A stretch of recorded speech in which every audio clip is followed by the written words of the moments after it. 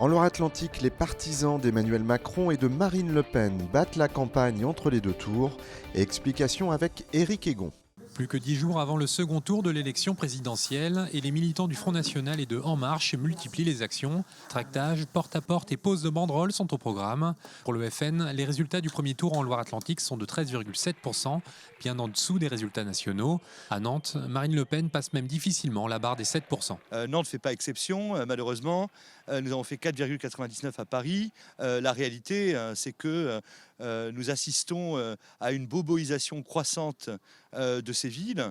Et l'on sait que l'électorat bourgeois de centre-ville, qui est celui qui tire les fruits du système que nous combattons, de la mondialisation, pour le dire vite, eh bien, est peu enclin, bien entendu, à voter pour un mouvement comme le nôtre et pour une candidate comme la nôtre. Côté Emmanuel Macron, qui a la faveur des sondages, les militants sont prêts pour la dernière ligne droite, confiants, même s'ils ne veulent pas crier victoire trop tôt. Rien n'est gagné, on porte le projet jusqu'au bout, on va aller jusqu'au bout. Maintenant, notre objectif est toujours dans un état d'esprit de bienveillance, de pouvoir expliquer le contrat avec la nation, pour pouvoir dire que Emmanuel Macron est sur le fond, que le projet a été travaillé avec le terrain, porter les valeurs du travail, libérer tout en protégeant.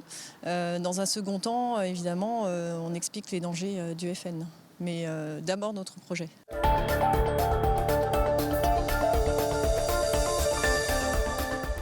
Politique suite avec les élections législatives. Dans le département, il y a beaucoup d'inconnus pour les investitures. Le point avec Cécile Petitdent. La plus grande inconnue à 2 semaines du dépôt des candidatures, ce sont les investitures En Marche. Une seule en Loire-Atlantique est connue, celle de Valérie Opelt sur la 2e circonscription, Nantes-Centre. Elle s'opposera à Alain Robert pour le Parti socialiste, Sébastien Pilard pour les Républicains, Pascal Chiron pour Europe Écologie Les Verts et Agnès Crissement pour le Front National.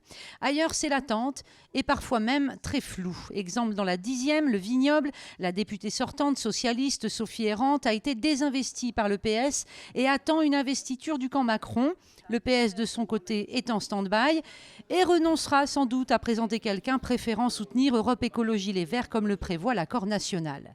Autre circonscription emblématique du flou ambiant, la première, celle de Nantes-Nord, Orvaux-Sautron. Le sortant, c'est François de Rugy, écologiste, élu depuis 2007 sur la base d'un accord avec le PS. Depuis, il a quitté Europe Écologie Les Verts et rejoint Emmanuel Macron. Il attend une investiture En Marche ou un ministère. De son côté, le PS cherche un candidat de gauche à soutenir. Aymeric Céasso, le candidat communiste Front de Gauche, en tout cas lui, aimerait beaucoup réunir les gauches derrière lui, à moins que Pascal Bollot, actuel suppléant de Rugy, socialiste, ne finisse par y aller. Sur cette même circonscription, la première, toujours, l'UDI, Hervé Grélard, lui aussi a demandé son investiture En Marche et attend. S'il ne l'a pas, il se retirera. Chez les Républicains, Julien Bainvel est bien le candidat désigné et au Front National, c'est Guylaine Friard. Bref, on le voit, jamais à 15 jours du dépôt des candidatures, il y aura eu autant d'inconnus. Décidément, les élections 2017 sont inédites. À Nantes, le coup d'envoi de la fête du travail sera donné à 10h.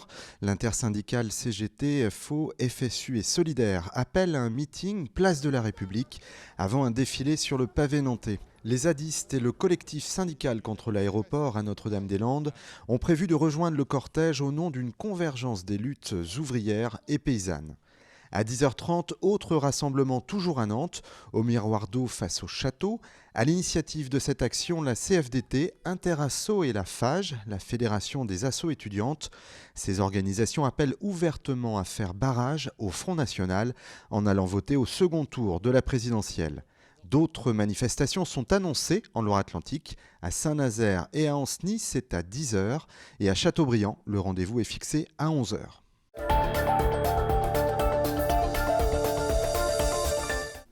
Attention, centre-ville fortement déconseillé pour les automobilistes ce week-end, à commencer par samedi soir. Voici le parcours des 10 km de l'Éléphant pour cette première course. La circulation sera très compliquée dans tout le secteur, de Pirmil au sud jusqu'au cours des 50 otages au nord. Certains ponts seront fermés entre 21h et 23h15. Les ponts Anne de Bretagne, des Trois Continents, Pirmil, Saint-Gor, Brantes et Bilici. Les voies sur berge seront fermées également. Le conseil des organisateurs contournait largement le centre-ville de Nantes en passant par les boulevards périphériques, en noir sur cette carte.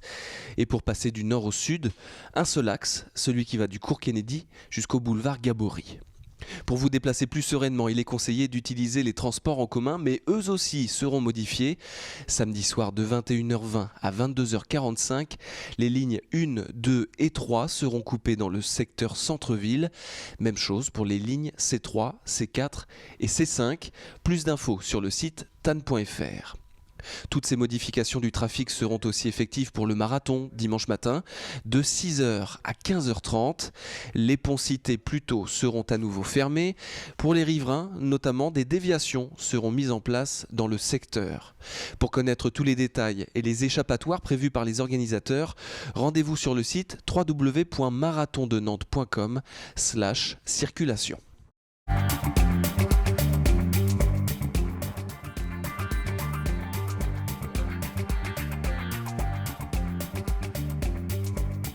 En fait, la saison n'était pas tant que ça en demi-teinte, puisqu'elle a fait une progression de 6%. Je pense qu'il n'y a pas beaucoup d'entreprises aujourd'hui qui ont une progression de 6% sur l'année 2016. L'hébergement a bénéficié de façon beaucoup plus spécifique de cet apport de touristes. Les chiffres que je vous donne de 6% correspondent à l'hébergement, tant en hébergement de plein air qu'en hébergement hôtelier. Les retombées économiques, elles sont financières, 3,2 milliards, mais ça représente aussi 16 000 emplois, 16 000 emplois directs auxquels il convient d'ajouter 9 500 emplois indirects. On arrive donc à un total de 25 500 emplois. À titre comparatif, l'aéronautique en Loire-Atlantique, c'est 7 000 emplois.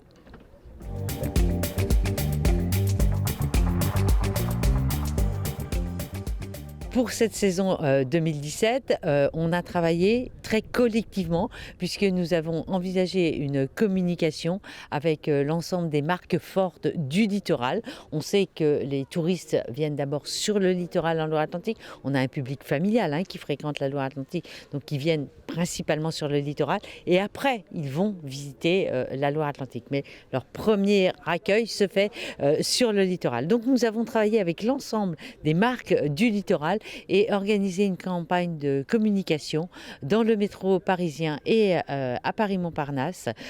Donc une communication partagée qui aujourd'hui trouve vraiment un écho extrêmement enthousiasmant.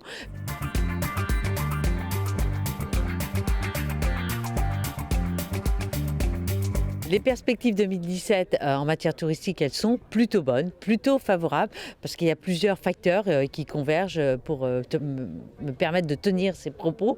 Le premier, c'est qu'on a eu des vacances de Pâques qui ont amorcé cette saison touristique d'une façon très très optimiste. Il y a eu une grosse fréquentation. Les hôteliers le disent, les hôtels étaient complets, les restaurateurs, notamment sur la côte, sont particulièrement contents de ce début de saison. Le mois de mai qui va arriver augure lui aussi de longs week-ends et donc des taux de réservation sont à ce stade plutôt largement complets. Et puis par ailleurs, il y a des prédictions qui nous disent, des prédictions d'un certain nombre de sondeurs qui disent qu'effectivement la volonté exprimée par les habitants, c'est en Europe et en France, près de 2,2 millions de personnes qui souhaitent effectivement prendre des vacances cette année. Donc on peut se dire que la saison devrait bien commencer et bien se passer en Loire-Atlantique.